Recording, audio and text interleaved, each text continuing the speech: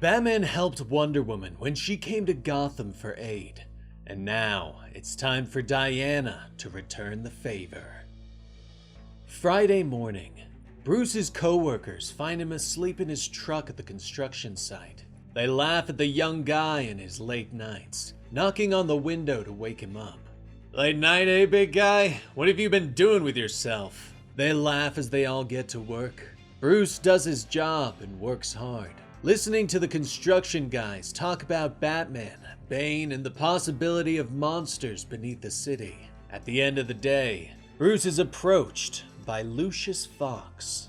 "Good to have you back," the foreman says. "Won't happen again, Mr. Fox," Bruce replies, not explaining his long leave of absence. But Fox merely shrugs. "I know you, which means I know you wouldn't have taken off unless something serious was going on.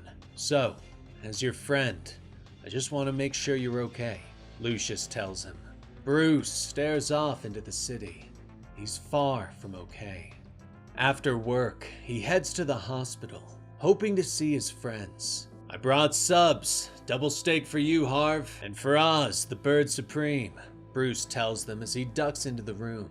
Harvey glares at him, half his face bandaged, flashes of dark, bruised skin sticking out from beneath. "Ah, that's thoughtful of you, Bruce," he says in his usual voice. "Except Oz can't eat solids yet." A second, darker voice finishes the thought. Bruce nods and looks at the floor. Oz shifts in his bed, his lump of a body still trying to heal from the attack by Bane. "Sandwiches! At least Selena left us dough before she took off," he snaps, every word painful. Bruce doesn't look at him. "I didn't come here to fight," he says softly, but Oz doesn't care. He tries to shift more so he can look at Bruce. "And why did you come here, Bruce? To make it all better? To patch things up? Everyone sees me, Harv, and Ed, and thinks we're f***ing monsters. But you chose this. You! And now you can't even look at us. You did a real good job saving the city. How about next time you try saving your friends?" Oz snarls at him. Bruce finally turns away and walks out of the room. Alone, Harvey looks at him. "Harsh, Oz," he says in his normal voice. "Nah, he deserved it," the darker voice finishes. That night, Batman slips into the Gotham Museum of Natural History. Quietly, he makes his way into the Greek mythology wing. He studies the ancient myths about people turned into beasts and monsters by the gods. Finally, he reaches into his belt and pulls out the Talisman of Hecate. "I demand an audience with Diana of the Wild Isle," Bruce whispers. A portal of blood-red light flashes, and Diana steps through. "Hello, Bruce. Since the talisman only works 3 times, I can assume you're summoning me for something dire?" she asks. Bruce nods as he steps forward. "I have a friend who was changed, mutated into something half human, half animal, and he's been getting worse. Your myths are full of beings who go from human to beast, beast to human. I was hoping you can help me." Diana ponders it for a moment before shaking her head. "I'm afraid there's nothing to cure your friend on this plane. I do know of one artifact that might help in the other realm," she tells him, explaining that it will be a long and dangerous journey. "If there is something to help Waylon, I want to go now," Bruce says quickly. Diana nods and cuts her hand gently, using her blood magic to open a gate to the world. Batman readies his axe and steps through. His eyes widen at the strange world he finds himself in. The bones of a fallen giant lay in the distance. "Is this Hades?" he questions. Diana shakes her head and explains that they are somewhere in between, a place that bridges the 2 realms. "The being we seek is Acralis. He guards a bridge very far from here. Let's begin," she says as she begins to walk. "What about your flying horse?" Bruce asks her. She glances at him. "Anything flying here is a target. Besides, Pegasus is still wary of mortals, finding most of them unworthy, she notes. And so, their journey begins. Day 2. Lightning flashes in the sky. If you look at the lightning, it will kill you, she warns Bruce. Day 3. A winged beast flies near them, singing with a beautiful voice. If you listen to its song, it will kill you, Diana warns. Day 7. They cross a great desert. If you stumble, the sands will kill you. Day 11. Bruce looks in awe as a cyclops stomps past in the distance. If you look in his eye, Diana starts to say. He'll kill me? Bruce asks. Diana looks at him in shock. No, it's just impolite. Why would he kill you? She asks. The days continue. Bruce tells Diana about his life, about how his father saved him that day at the zoo. No child should lose their father that way. I'm truly sorry, Bruce. Finally, they arrive at Acralis' bridge, where they find the remains of a king on an altar. 2 coins lay over his eyes. Payment for Charon, the ferryman, to buy passage into Elysium, where fallen heroes dwell, Diana explains. Bruce stares at the body. Do they really give people passage? Diana stares at him for a moment before turning away. They can see Acralis' bridge in the distance. Some say they do nothing, others that they grant crossing. Still others, they serve as a dream bridge, offering visions. But no matter, we've arrived. We'll camp here tonight. Tomorrow, we fight, she tells him as they settle for the night. That night, they sit by the fire, and Diana tells Bruce about Acralis, explaining that his bow is what transforms people from beast to man and man to beast. The land he guards is full of beings he's changed, she says as she offers Bruce a potion. It will protect you, not against injury or death, but at least against Acralis' magic. Bruce nods and drinks the green liquid. Diana, you think I can do this? Help my friend? Bruce asks softly. She looks down at the fire. Everything you need lies inside you. Now sleep, she whispers. That night, Bruce falls into a deep sleep.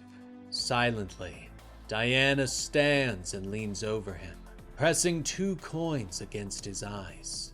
Bruce awakens to find himself in the realm of dreams as a child, wearing his Batman cowl, where he is greeted by his father. Hey kiddo, Thomas says with a smile as Bruce runs into his arms and hugs his father. They begin to walk through the world of nothing.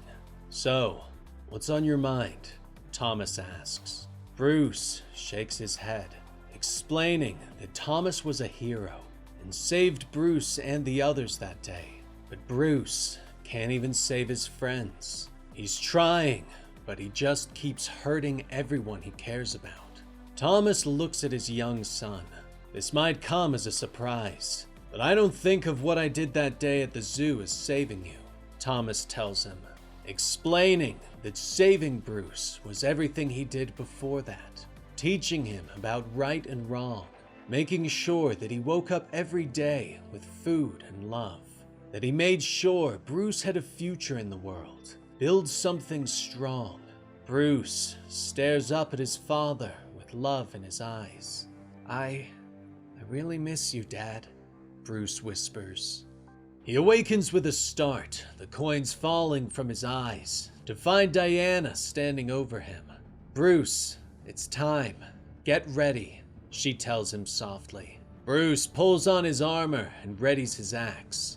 I can help you fight, but the weapon must be given to you when you best him, Diana explains. They step onto the bridge and ready their weapons. Acralis! Come and face us! Diana bellows. Batman watches as a mighty centaur steps from the clouds that cover the bridge.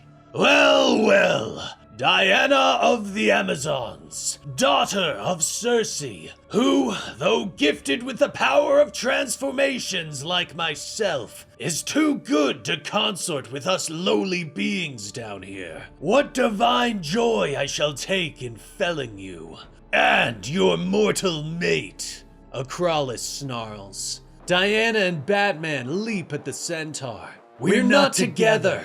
They both bellow as they swing their weapons. Diana goes low, but Acralis blocks her greatsword. Bruce slashes high, his axe biting into flesh and knocking one of the centaur's swords away. He whirls and brings his fist up into the creature's belly, knocking him to the ground, where Acralis doesn't move. Slowly, Bruce steps up to the monster.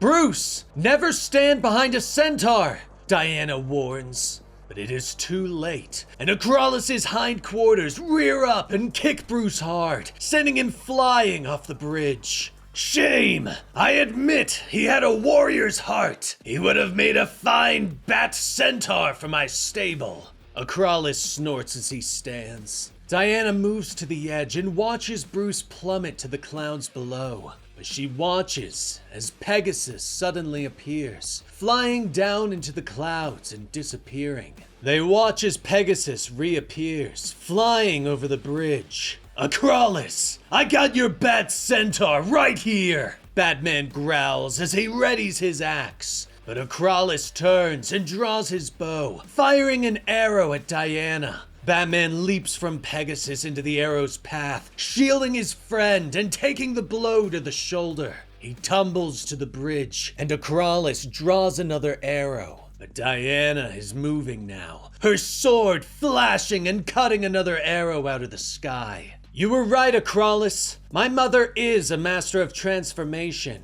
but so am I. Watch closely as I transform your face! Diana snarls as she lashes out, cracking the centaur across the face and dropping him to the ground. With Acralis defeated, Diana rushes to Bruce's side. Slowly, she helps him up. Diana, I failed. I couldn't. The artifact.